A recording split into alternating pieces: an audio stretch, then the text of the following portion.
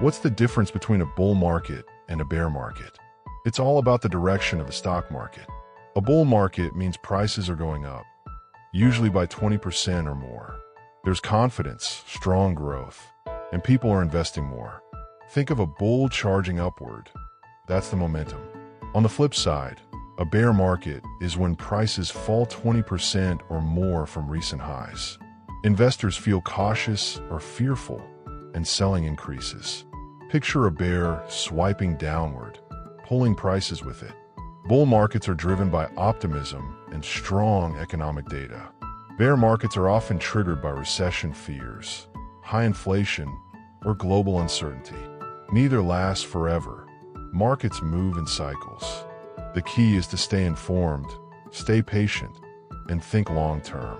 Follow for more clear and simple investing tips.